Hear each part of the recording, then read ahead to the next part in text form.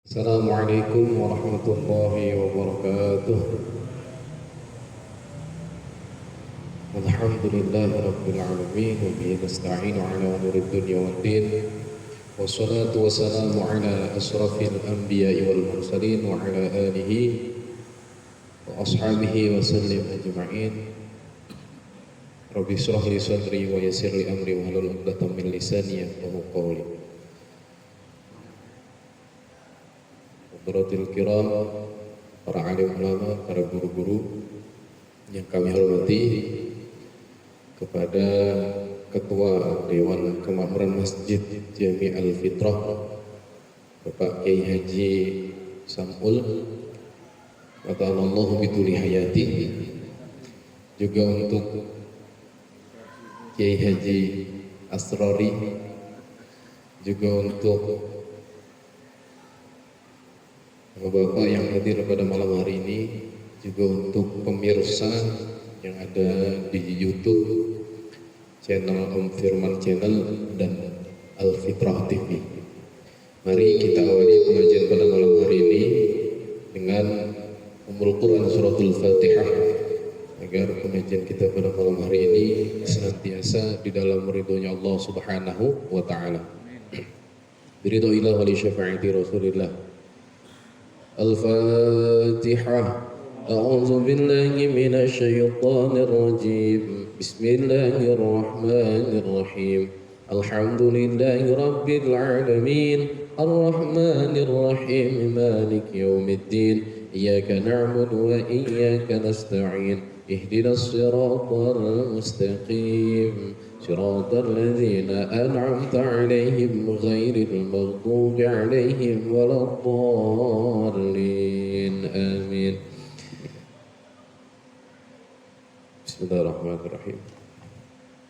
يا رب بالمصطفى بلغ مقاصدنا واغفر لنا ما مضى يا واسع الكرم.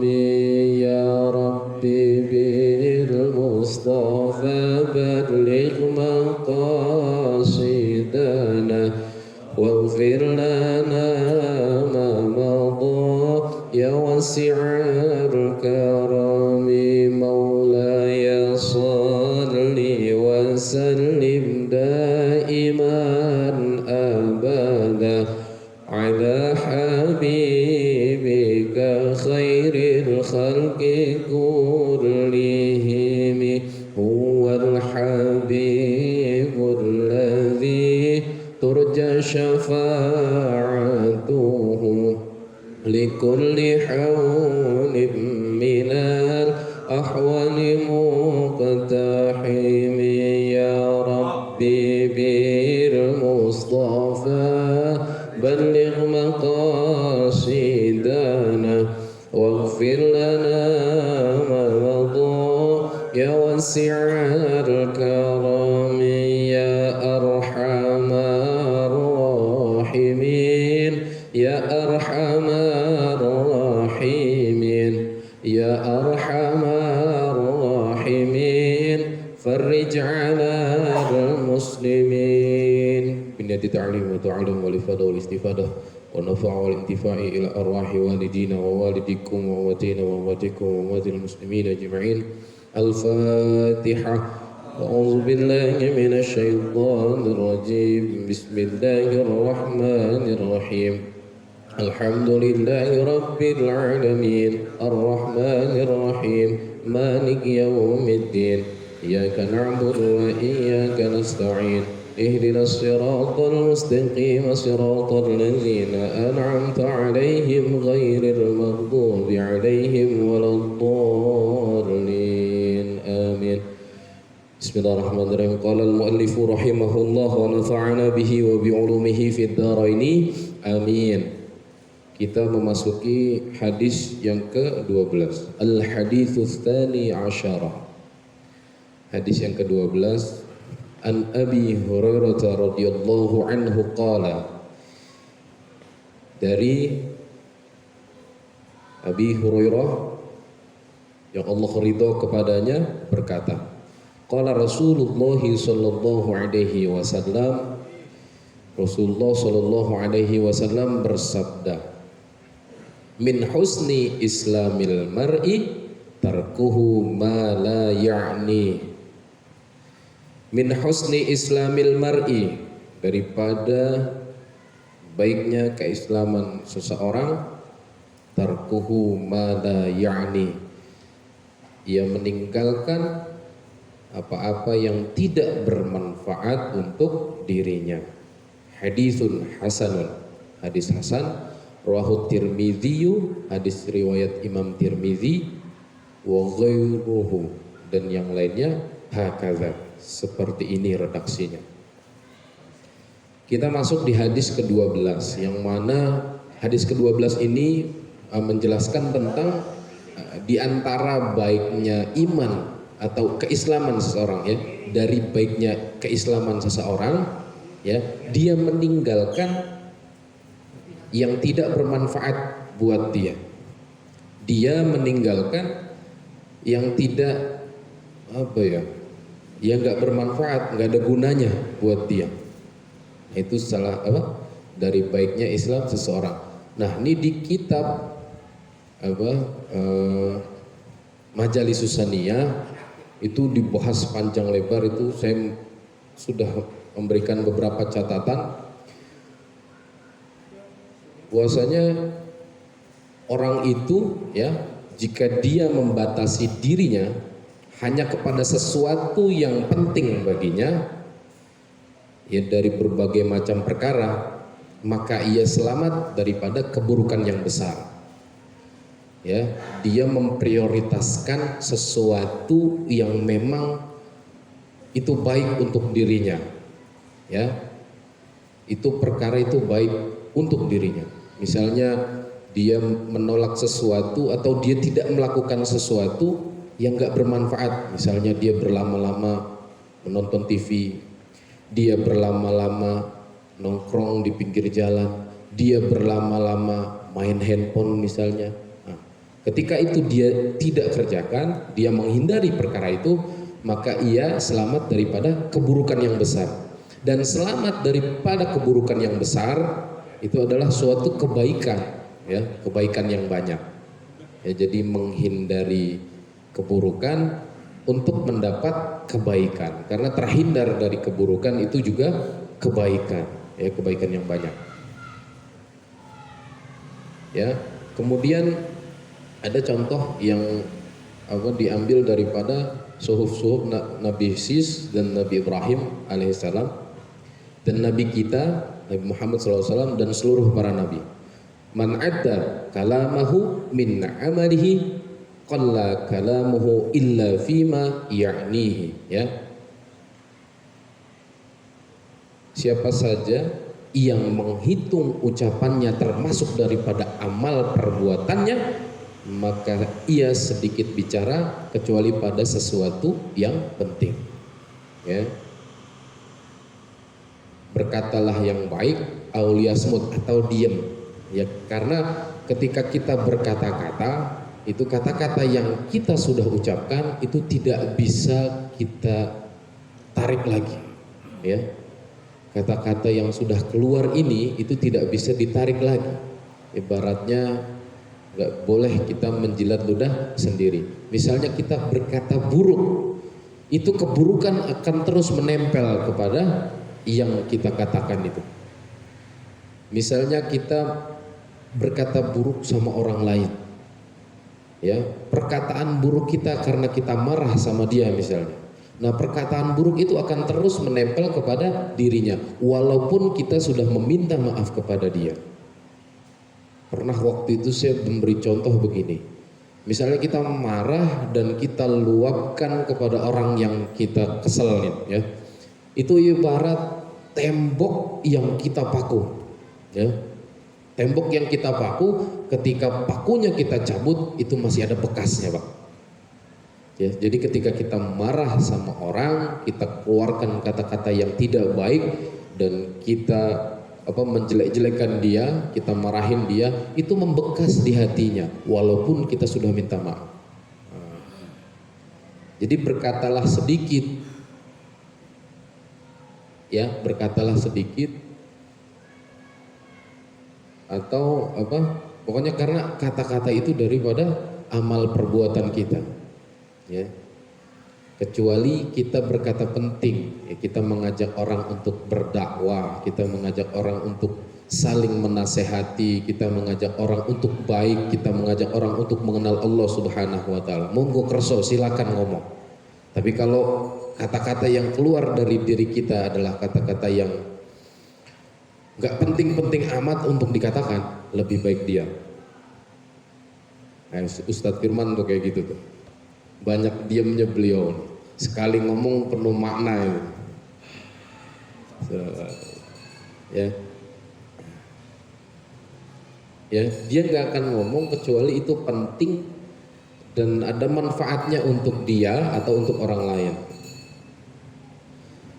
Dikatakan lagi di sini qala Ibnu Arabi, hadzal hadis fihi isyaratun. Ya, kata Ibnu Arabi, hadis ini mengandung isyarat ila tarkil fuduli, ya, isyarat untuk meninggalkan sikap berlebihan. Ya. Jadi min husni islamil mar'i tarkuhu ma la ya'ni. Ya, dia meninggalkan sesuatu yang berlebihan. Misalnya berlebihan dalam makan, misalnya berlebihan dalam mengumpulkan harta benda, berlebih-lebihan dalam segala sesuatu. Kalau berlebihan memang tidak baik, Pak. Minum air putih, ya, itu kalau secukupnya enak, tapi kalau berlebihan itu nggak bagus. Monggo minum, Pak. Ya, kalau berlebihan kembung katanya, ya. Nah, makan kalau secukupnya bagus itu, tapi kalau berlebihan, contohnya kalau kita buka puasa di bulan Ramadan itu, kalau buka puasa itu apa? Allahumma laka sumtu wa bika amantu wa ala rizqika aftartu bi rahmatika ya arhamar rahimin. Langsung makan itu apa aja dimakan itu. Nah, itu nggak boleh itu. Ya, itu berlebihan. Bahkan sampai muntah-muntah, haram jadinya itu. Ya. Jadi kata Ibnu Arabi ini, ya, hadis ini mengisyaratkan bahwa kita harus meninggalkan sikap berlebihan. Waqala ba'dul ulama, berkata sebagian ulama, fil hadisi, di dalam hadis ini atau menyikapi hadis ini, annal mu'mina ma'al mu'mina, ya, sungguh orang mukmin dan orang mukmin yang lain kan nafsil wahidati, sebagaimana diri yang satu, ya. Al mukmin kal jasadil wahid, ya, mukmin ini, kita sesama mukmin tuh ibarat satu tubuh. Kalau tubuh, Pak, itu kita punya sakit pilek aja, pilek doang itu, tapi nggak enak seluruh tubuh, ya.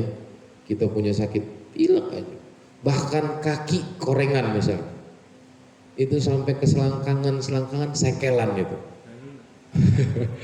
Ya, nah itu. Jadi satu tubuh kita ngerasakan sakit itu ikut yang lain. Nah, muslim itu bagaikan satu tubuh, ya. Jadi maksud daripada hadis ini itu menjaga diri daripada hal-hal yang tidak disukai. Artinya ketika kita tidak suka sama hal itu, kita nggak suka dicubit. Nah, kita juga jangan nyubit orang. Kita nggak suka dipukul, kita jangan mukul orang. Kita nggak suka dihina sama orang lain, kita nggak boleh juga menghina orang lain. Ya. Wa dzakara Malikun fi Muwatta'ih, ya, berkata Imam Malik di dalam kitab Muwatta'. Muwatta' itu kitab hadis pertama, ya, dalam sejarah Islam, ya. Al-Muwatta' itu kenapa Muwatta'? Karena tok kayak gitu, manggut itu. Ya, jadi ketika Imam Malik menyampaikan riwayat hadis ini kepada perawi-perawinya itu, ya, itu manggut. Ya, jadi namanya kitab Muwatta'. Ya, pernah dikatakan, ya, di dalam Muwatta' itu pernah dikatakan kepada Luqmanul Hakim, apa yang membuat engkau dalam keadaan seperti ini? Ya, karena keutamaan daripada Luqman Hakim. Ya, Luqmanul Hakim itu Pak, beliau ini bukan nabi, tapi namanya tercatat di dalam Al-Qur'an. Ya, surat Luqman itu. Ya. Ditanya tuh sama orang, bagaimana engkau wahai Luqmanul Hakim? Kenapa engkau bisa sampai ke derajat yang mulia seperti ini? Nah, kemudian qala Luqman, ya Luqman Hakim menjawab, sidqul hadithi wa adaul amanati wa tarku ma la ya'nini. Ya. Sidqul hadithi. Jadi Luqman Hakim senantiasa pertama jujur dalam berkata, jujur dalam berbicara. Jadi di hatinya dia bilang A, keluar lisannya A. Ya, jujur dalam berbicara, nggak pernah berbohong. Kemudian yang kedua, wa adaul amanah. Kemudian Luqman Hakim itu senantiasa menunaikan amanah. Ya, kita diamanahi untuk menjadi ketua anak ranting di Sunterjaya misalnya. Kita terima dan kita jalankan tanggung jawab itu sebagai bentuk daripada menjalankan amanah yang diberikan. Kita diamanati untuk menjadi pengurus Jatman Jakarta Utara. Kita terima, kemudian setelah kita dilantik dan dibaiat, kita jalankan amanat itu sekemampuan kita. Gitu, ya. Bentuk daripada tanggung jawab daripada sebuah amanah. Ya. Kemudian watarku ma la ya'ni, dan meninggalkan sesuatu yang tidak penting bagi saya. Jadi enggak semua yang ada di kita temui itu kita iyain Pak. Enggak semua yang kita ketemuin itu kita iyain. Kadang boleh kita tolak atau kita tinggalkan. Kira-kira ini manfaat nggak buat saya? Kira-kira ini manfaat nggak untuk kehidupan saya? Kalau nggak manfaat, lebih baik ditinggalkan daripada waktu kita, usia kita habis untuk hal yang sia-sia. Ya. Kemudian Syekh Abu Ubaidah meriwayatkan dari Sayyidina Hasan. Ya, beliau berkata, termasuk dari tanda berpalingnya Allah Subhanahu wa taala dari seorang hamba, Allah menjadikannya sibuk pada sesuatu yang tidak penting. Jadi kalau kita kayaknya sibuk dan sibuknya kita itu akan sesuatu yang enggak penting, itu hati-hati. Jangan-jangan Allah lagi pengen kita ini berpaling daripada Allah Subhanahu wa taala. Wal iyadzubillah. Misalnya gini. Hari ini deh, kita hitung hari ini dari mulai kita bangun subuh, ya. Itu hal penting apa yang sudah kita lakukan? Coba dipikirin coba. Misalnya kita scroll ya, stalking handphone itu dari mulai misalnya habis zuhur, habis kita sholat zuhur sampai jam 3 jam. 12, 1, 2, 3 jam cuman melihat handphone doang, dan itu nggak bermakna apapun, ya. Pokoknya ngelihat handphone aja nggak jelas ngapain juntrungannya, nggak ngelihat ceramah, pokoknya nggak jelas itu. Dia disibukkan oleh sesuatu yang nggak penting. Ya 3 jam main handphone. Coba kalau dia ngaji dapat berapa juz itu? 4 juz paling enggak. Ya, itu. Jadi memang ketika Allah ingin hambanya berpaling dari Allah, Allah sibukkan itu hamba dengan sesuatu yang gak penting buat dia. Ya, sebenarnya gak menghasilkan apa-apa. Akhirnya itu berjalan sekian lama dan nantinya dia akan menyesali hal itu. Kok kayaknya saya sibuk ya, tapi yang saya sibukin ini gak menghasilkan apa-apa gitu. Nah, ini nasihat buat kita bersama, ya.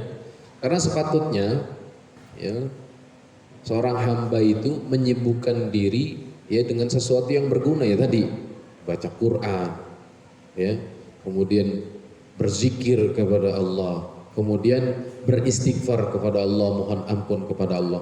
Jadi waktu yang Allah berikan selama 24 jam dalam satu hari itu bermakna semuanya.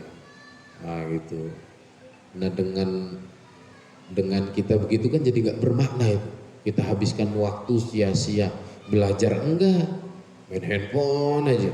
Oh, hari ini tuh begitu, ya hari ini tuh begitu, main handphone aja gitu, WA-an aja, rame aja di grup gitu kan, grup-grup WA itu. Ya nggak jelas gitu. Sama kadang saya juga begitu, gitu. Ya, ini nasihat buat kita bersama lah. Akhirnya habis waktu kita untuk hal-hal yang tidak penting dan tidak sepatutnya dan tidak bermanfaat untuk kita. Tapi ketika kita niatkan itu silaturahmi, ya, antar sesama kita manusia, mudah-mudahan pun itu ada pahalanya di sisi Allah Subhanahu wa taala. Gitu. Ya. Kemudian perbanyak istighfar karena nggak selamanya, atau mohon maaf, kita tuh nggak selamanya benar, kita tuh nggak selamanya baik, kita tuh nggak selamanya berada di relnya Allah Subhanahu wa taala, ya. Al insanu mahalul khata' wan nisyan. Manusia tuh tempatnya salah dan lupa, Pak. Ya. Nah, dengan salah dan lupa kita itu, nah kita senantiasa beristighfar kepada Allah Subhanahu wa taala. Kemarin saya habis khutbah di Al-Ikhlas Sunter Muara. Itu Pak Hajinya cerita, nanya ke saya, Ustaz, apa benar ketika orang sholat itu belum tentu keterima, dan selesai sholat dia harus beristighfar kepada Allah Subhanahu wa taala, dan istighfar, karena istighfar itu maka sholatnya diterima. Kemudian saya jawab, urusan ibadah asal syarat dan rukunnya benar, ya, syarat syah, syarat rukunnya benar, itu insya Allah sah sholatnya. Nah, urusan diterima atau tidaknya ibadah kita memohon kepada Allah Subhanahu wa taala, ya. Kan gini, ana inda dhanni abdi bi, aku menurut prasangka hambaku. Nah, kita prasakan aja itu bahwa ibadah kita diterima oleh Allah Subhanahu wa taala, ya. Nah, istighfar itu menjadi pelengkap daripada ibadah kita, karena kadang di dalam sholat kita itu kita lalai. Kita emang badannya nih secara fisik jasad kita sholat, sujud, ruku kepada Allah Subhanahu wa taala, tapi hati kita kadang kemana-mana tuh, ya. Barang yang hilang tahu-tahu ketemu ketika sholat. Wah, iya kunci di sono ternyata. Itu inget, itu dikasih tahu ketika sholat. Ya, nah, itu kadang begitu, Pak. Ya. Karena begini, setan itu ya seneng dengan orang yang menyia-nyiakan umurnya. Kita tadi main handphone 3 jam, nggak dapet apa-apa. Itu setan seneng itu. Padahal nafas ini sangat-sangat anugerah terbesar daripada Allah Subhanahu wa taala. Dan udah married belum, Dan? Belum nikah ya. Misalnya begini, ada perempuan cantik banget, tapi nggak ada nafasnya. Mau nggak? Nggak mau. Ya. Jadi nafas yang Allah berikan ini begitu penting dan begitu berharga. Cantik, emang cantik, tapi udah nggak ada nafasnya, percuma kan. Nah, makanya nafas yang kita tarik kemudian kita keluarkan ini jangan sampai menjadi sia-sia, ya, terbuang sia-sia. Makanya hadis ini pendek tapi penuh makna. Min husni islamil mar'i tarkuhu ma la ya'ni, ya, di antara dari baiknya Islam seseorang itu meninggalkan sesuatu yang tidak bermanfaat untuk dia. Itu 3 jam main handphone nggak ada manfaatnya itu. Kalau cuman apalagi ngeliatin gosip begitu, ya. Ya. Teman saya lagi galau ini, Pak. Gara-gara Lesti nyabut laporan itu. Saya bilang ngapain ikut galau? Ya. Nah, dan ini ada dikatakan di kitab itu juga, anna bikulli tasbihatin shadaqah, ya. Setiap tasbih itu sedekah, yang memuji Allah itu sedekah.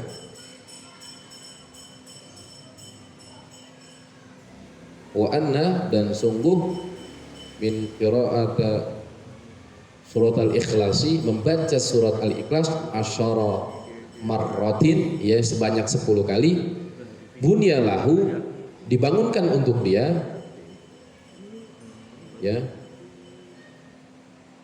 qasirun fil jannah, ya, istana, ya, kisrun fil jannah, kisrun fil jannah, ya, istana di dalam surganya Allah. Ya, tadi setiap tasbih itu sedekah. Kemudian membaca surah Al-Ikhlas 10 kali doang, ya, 10 kali baca surat Al-Ikhlas itu kita dibangunkan surga, dibangunkan bangunan di dalam surganya, istana di dalam surganya Allah Subhanahu wa taala, ya. Kemudian wa man qala subhanallah alhamdulillah wa la ilaha illallah wallahu akbar gurisat lahu syajaratun fil jannah, ya, akan ditanamkan, ya, kalau dia membaca subhanallah walhamdulillah wala ilaha illallah wallahu akbar, ditanamkan itu tanaman surga di dalam surganya Allah Subhanahu wa taala, ditanamkan pohon di dalam surganya Allah. Kelihatannya sedikit, coba baca tasbih subhanallah jadi bentuk sedekah. Kemudian baca surah Al-Ikhlas 10 kali, itu menjadi Allah membangunkan istana nanti di alam surganya Allah Subhanahu wa taala. Kemudian membaca subhanallah walhamdulillah wala ilaha illallah wallahu akbar, itu Allah tanamkan satu pohon, satu bibit di surganya Allah Subhanahu wa taala. Ini perbuatan yang kecil-kecil, yang kelihatannya sedikit ini, ya, yang sedikit kita nganggapnya mungkin sepele, gampang, kulhu 10 kali, subhanallah alhamdulillah wala ilaha illallah wallahu akbar, selesai gitu kan, itu gampang. Tapi kita nggak jalanin, tapi 3 jam ngadepin handphone kita jalanin terus, ya. Kalau sambil ngadep handphone sambil zikir di hatinya, bagus itu, mantap namanya. Kemudian gini, yang tadi itu, ya, misalnya kita melakukan sebuah keburukan dan keburukan itu diikuti, kita tadi mengeluarkan kata-kata kotor, misal kata-kata kotor itu menjadi trending topik viral, ya, misalnya apa yang viral tuh, kata-kata kotor ya, itu viral dan itu dipakai semua orang, akhirnya kata-kata itu digunakan, kata-kata untuk mencaci, memaki gitu, ya. Nah misalnya begitu, cuk gitu, ya, ya, itu sepeninggal kita kata-kata itu masih dipakai sama orang. Kita yang pertama kali ngomong itu, hati-hati, jangan-jangan itu menjadi orang kalau meninggal kan pengennya ladang pahala, ngalir pahala itu, kayak pahala wakaf, kayak pahala anak soleh yang mendoakan, ilmu yang manfaat. Tapi kalau dosa yang ngalir ke alam kubur kita, itu yang waliyadzubillah, mudah-mudahan kita dilindungi daripada hal yang seperti itu, gitu. Ya.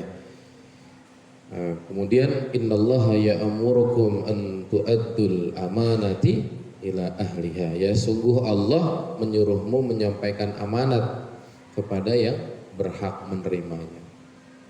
Nah ini nih, jadi hadis ini juga disimpulkan bahwa, ya, di antara dari baiknya keislaman seseorang itu meninggalkan yang nggak ada manfaatnya. Nah ini kita nih dikasih amanat oleh Allah Subhanahu wa taala. Badan kita yang sehat ini amanah, pandangan mata kita amanah, ya, telinga kita yang bisa mendengar ini amanah daripada Allah, lisan kita ini yang bisa ngomong itu amanah dari Allah. Nah, bagaimana amanah yang Allah berikan ini kita pakai untuk, ya, taat kepada Allah. Jangan sampai kemudian mata kita ini kita buat untuk yang ngelihat yang begitu-begitu misalnya, ya. Nah, itu jadi nggak amanah kita. Kemudian kita nguping gibah misalnya, itu jadi nggak amanah telinga kita. Kita ngomong yang bukan semestinya, ya, itu menjadi tidak amanah, ya. Karena Allah tuh merintah kita untuk, ya, amanah kita ini jadi amanah, ya. Anggota tubuh kita ini merupakan amanah daripada Allah Subhanahu wa taala. Ya, jangan sampai tuh mata yang dikasih oleh Allah yang sehat ini kita gunakan untuk bermaksiat kepada Allah. Jangan sampai telinga yang sehat ini untuk mendengar, kita pergunakan untuk kemaksiatan kepada Allah. Jangan sampai tangan kita ini yang sehat ini, kedua tangan kanan dan kiri ini sehat, kemudian kita pakai untuk maksiat kepada Allah. Dan kaki ini yang diamanatkan oleh Allah, kita pergunakan untuk jalan-jalan ke tempat-tempat maksiat. Nah kalau seperti itu berarti kita tidak amanah. Ya kalau nggak amanat kita berarti kita khianat.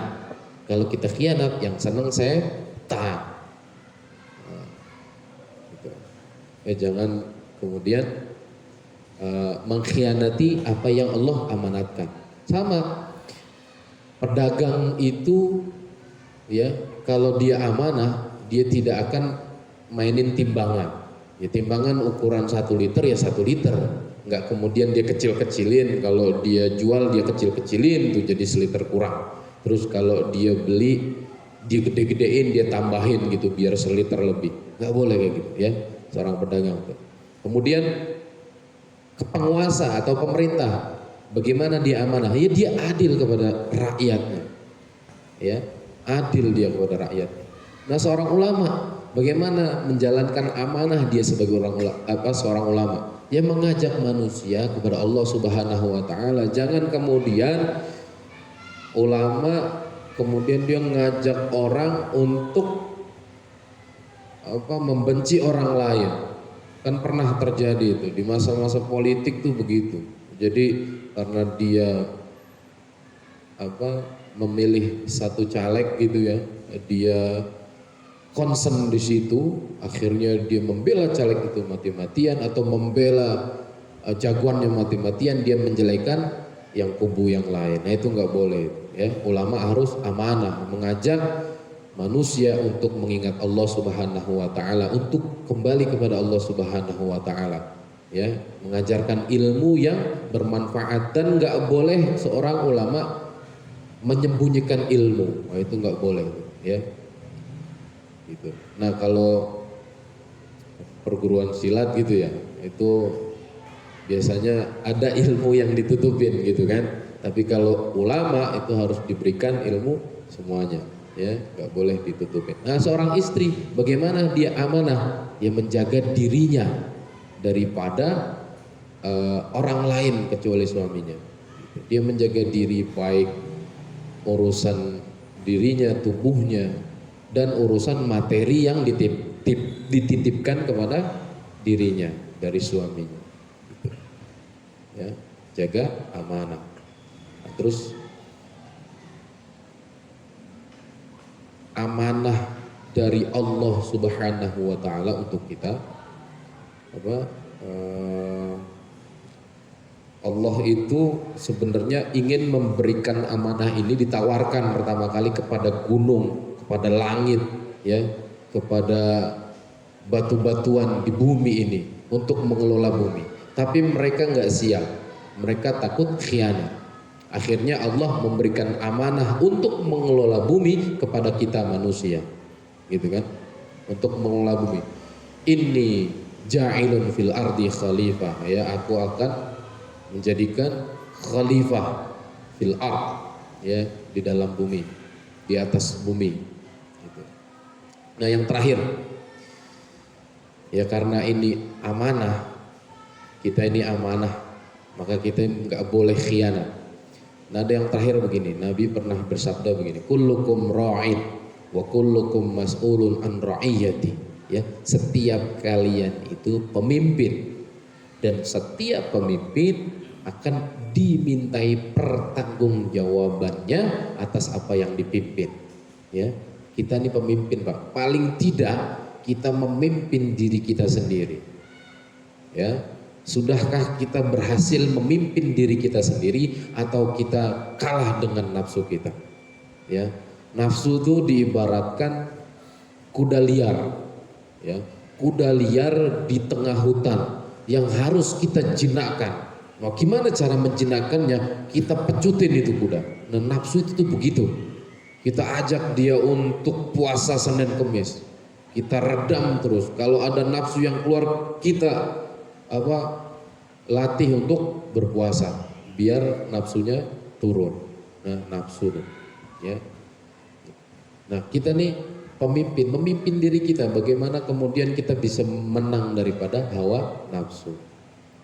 Kadang kita tuh kegeeran Pak, wah digangguin setan nih jadi malas ngapa-ngapain, GR kita ngelawan nafsu aja nggak bisa, belum bisa, kok kegeeran. Setan nggak perlu gangguin kita udah kalah sama nafsu. Nah, itu jangan sampai tuh nafsu kita ini mengalahkan kita. Nafsu tuh kita yang atur, ya. Sama tuh Sayyidina Umar itu pernah ditanya begini, Sayyidina Umar, kenapa sih nggak kemudian engkau meminta pada Allah untuk menghilangkan nafsu daripada dirimu? Lo nanti percuma, kita tuh bisa terhormat begini, kita bisa menang seperti ini karena ada lawannya. Kita melawan hawa nafsu. Kalau kata Rasulullah, memang yang berat itu melawan nafsu Pak. Karena begini, roja'na min jihadil asghar ila jihadil akbar. Rasul tuh ketika perang Badar itu ngomong sama para sahabatnya, ya, kita kembali daripada peperangan yang kecil. Padahal perang Badar itu 313 muslim itu melawan 1000 orang kafir Quraisy. 1000 orang berarti 1:3. Itu dikatakan perang yang kecil, ya. Protes sahabat. Dan perang yang besar apa tuh ya Rasul? Jihadun nafas, ya, perang melawan diri sendiri, perang melawan nafsu. Nah, itu nafsu kita yang lebih gede. Makanya orang yang berhasil mengalahkan nafsunya, dia akan terhormat, ya. Dia akan terhormat baik di sisi manusia maupun di sisi Allah Subhanahu wa Ta'ala. Mudah-mudahan ada manfaatnya.